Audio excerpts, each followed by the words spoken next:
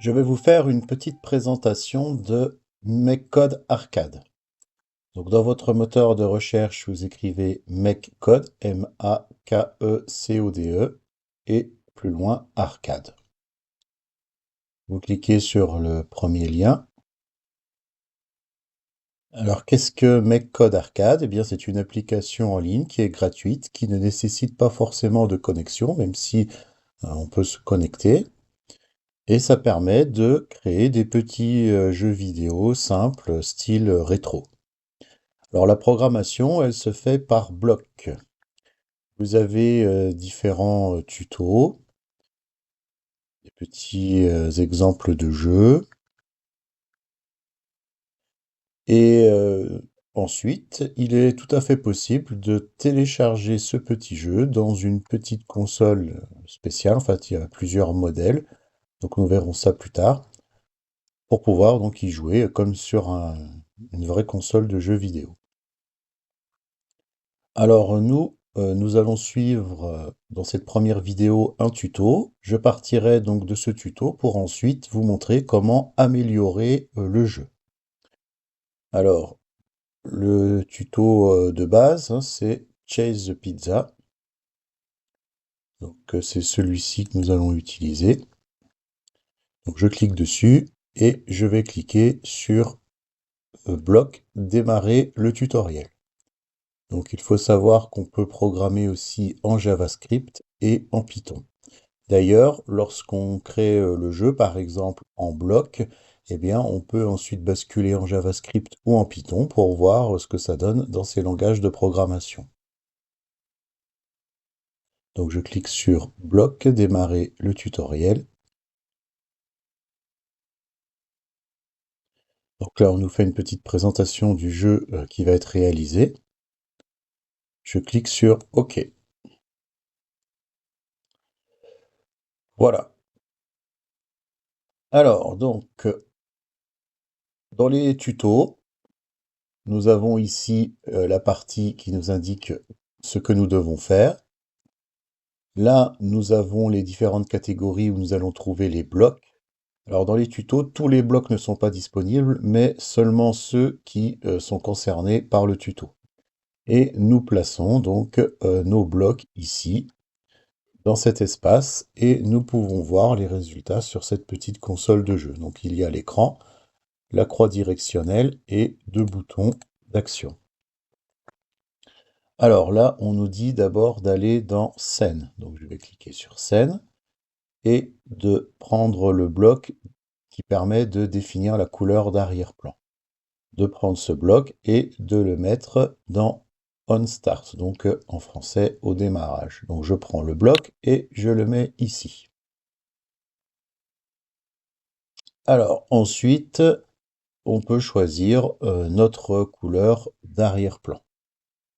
Alors moi, pour l'instant, je vais mettre du vert. Donc vous voyez que nous n'avons pas accès à une palette de couleurs énorme par défaut. Donc, je vais mettre du vert. Voilà. Ensuite, donc, je clique sur Suivant. Alors, on va créer les sprites, c'est-à-dire finalement, dans notre cas, le joueur, le player. Donc, je vais sur Sprite, définir MySprite à sprite vide de type player. Donc, je prends ce bloc et je vais le mettre dans au démarrage.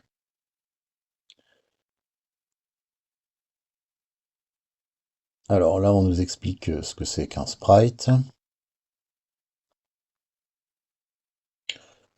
Alors, je clique sur Suivant. Alors, vous remarquez que lorsque j'ai placé ce bloc, il n'y a absolument rien qui s'est passé à l'écran, parce qu'en fait, pour l'instant, MySprite, c'est-à-dire le nom de mon sprite, eh bien, en fait, ne concerne aucun dessin, puisque la zone est vide. Alors, donc, pour pouvoir créer le dessin de mon sprite, je vais cliquer sur, justement, l'espace vide gris. Et j'ouvre ici donc l'éditeur. Alors soit je peux dessiner mon sprite moi-même, donc comme ici, hein, comme dans l'exemple, Ou alors, si je veux, je peux aller dans Galerie et prendre un sprite qui est déjà fait. Alors moi, je vais faire comme sur la petite vidéo et je vais prendre donc le sprite qui ressemble donc à la tête ici. Alors pour l'instant, bah, faites la même chose hein, et nous verrons plus tard comment modifier tout ça. Donc mais là pour l'instant, on suit juste le tuto. Donc je vais prendre la tête ici et je clique ensuite sur terminer. Alors si je veux, je peux modifier les couleurs, mais pour l'instant, je ne vais pas le faire. Donc je fais terminer. Alors là, vous allez voir que ça y est, le sprite est placé donc sur l'écran. Alors ici, c'est marqué My Sprite. Ça, c'est le nom de mon sprite. Si je veux, je peux renommer la variable qui stocke donc, les informations de mon sprite. Mais pour l'instant, comme c'est le tuto, on va laisser comme ça. Alors, de type player, ça veut dire que ça va être bien sûr le joueur. Et il y a déjà différents types qui sont créés, type projectile, food, ennemi. On peut créer aussi d'autres types. Alors ça, nous verrons plus tard les types. Bien, je continue, je clique sur Next, suivant. Alors pour l'instant, j'ai beau déplacer mon personnage, enfin en tout cas essayer de le déplacer, ça ne se déplace pas parce que je ne l'ai pas encore programmé. Je n'ai pas dit à la machine que je voulais déplacer mon sprite. Donc je vais aller dans Contrôleur, déplacer My Sprite avec les boutons. Je colle ça à la suite. Et là, vous allez voir que ça y est, je peux déplacer mon sprite. Alors, je peux aussi utiliser les flèches du clavier pour pouvoir le déplacer, ce qui est beaucoup plus pratique. Allez, je continue. Donc là, on me dit de tester, donc c'est ce que nous avons fait régulièrement, donc je clique sur suivant. Alors, maintenant, on va aller placer un nouveau sprite qui correspond à ce que le joueur va aller récupérer, donc dans ce cas-là, des morceaux de pizza. Donc, je vais de nouveau sur Sprite, définir. Alors là, le nom est déjà mis, vous voyez. Sinon, en temps normal, quand on crée un jeu, c'est marqué MySprite2. Mais là, comme c'est le tuto, c'est déjà euh, en partie fait pour nous aider. Donc, je prends le bloc avec pizza et je le colle en dessous. Je vais modifier ici, puisque la pizza ne correspond pas au joueur, mais à de la nourriture à aller chercher. Donc, je vais mettre food. Suivant. Ensuite, je vais cliquer ici pour aller chercher le dessin de la pizza. Alors, je peux m'amuser à le faire si je veux, mais on va aller chercher donc le dessin. Alors, vous avez ici plusieurs dessins de pizza. Bon, peu importe, je vais prendre celui-ci, voilà, comme sur le tuto. Et après, je fais terminer. Alors, par défaut, hein, tout se place ici au centre de l'écran. Donc là, si le morceau de pizza est déjà sur nous, donc ça sera un petit peu trop facile, puisqu'on aurait déjà récupéré un morceau de pizza. Donc on va continuer. Donc je fais suivant. Alors ensuite, je vais sur Sprite ici, et je vais prendre un bloc qui va servir à gérer les collisions. Donc Sprite, je vais prendre ce bloc-là. Quand Sprite de type Player chevauche un autre Sprite, qui lui est de type Food, eh bien, on va indiquer ce que doit faire la console de jeu. Donc là, c'est vraiment pour gérer les collisions, c'est-à-dire quand le joueur va rentrer en collision avec le sprite nourriture, qu'est-ce qu'il doit faire? C'est-à-dire que comme on doit récupérer les morceaux de pizza, eh bien du coup, il va pouvoir gagner un point. Alors, je prends ce bloc. Alors, celui-ci ne se range pas au démarrage, c'est un bloc indépendant, donc je le colle ici. Alors, après, on pourra le déplacer ailleurs si cet emplacement nous gêne par la suite, mais pour l'instant, je le mets ici. Suivant. Alors, ensuite, je vais dans Info. Et là, qu'est-ce qui va se passer? Et dans Info, je vais prendre le bloc Modifier le score de 1. Et je vais mettre ça où? Eh bien, tout simplement ici. Car comme je vous l'ai dit précédemment, lorsque le joueur va toucher finalement la part de pizza, eh bien, on va gagner un point. Alors là, c'est ce que je vous disais, hein, vous voyez, la part de pizza, elle est déjà sur le joueur. Donc à chaque fois, eh bien, on gagne un point. Donc là, on est déjà à plus de 600 points. Donc le jeu n'a pas vraiment d'intérêt dans ce cas-là. Donc on va continuer. Suivant. Voilà.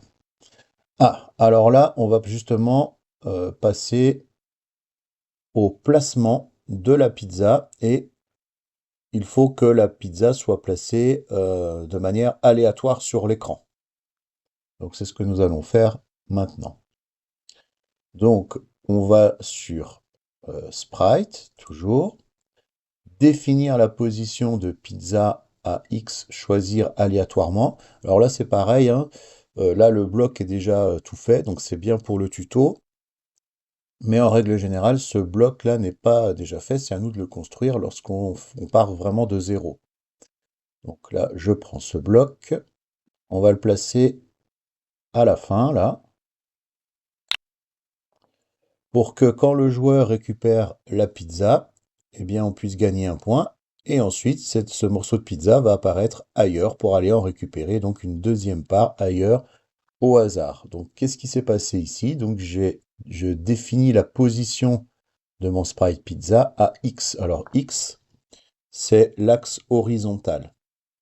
Et donc, on demande à la console de choisir, en fait, une valeur comprise entre 0, donc 0 c'est le bord gauche de l'écran, et la largeur de l'écran, c'est-à-dire le bord droit de l'écran. Donc on va demander à la console de placer la part de pizza n'importe où sur la largeur de l'écran.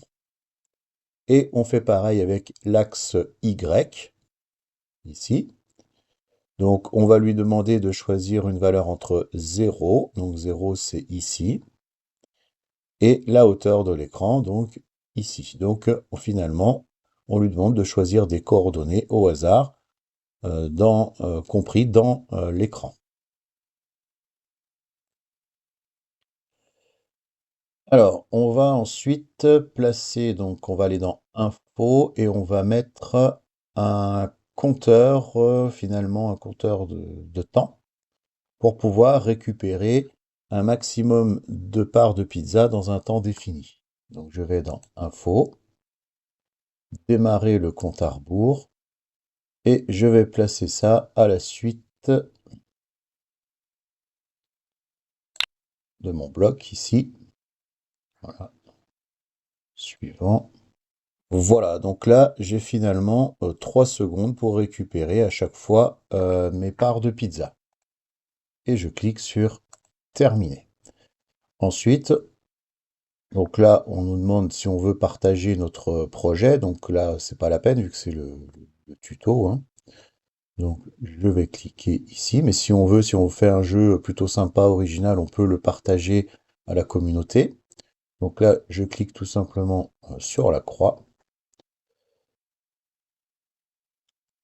Et voilà. Et là, je vais pouvoir maintenant tester mon jeu. Donc si j'appuie sur le bouton A, soit le bouton A, donc ici, soit finalement la touche du clavier, donc le bouton A du clavier, donc je peux déplacer mon personnage et récupérer les parts de pizza.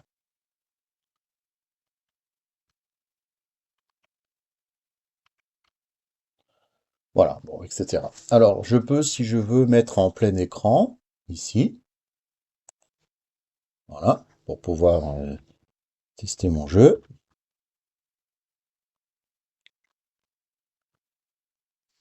Voilà.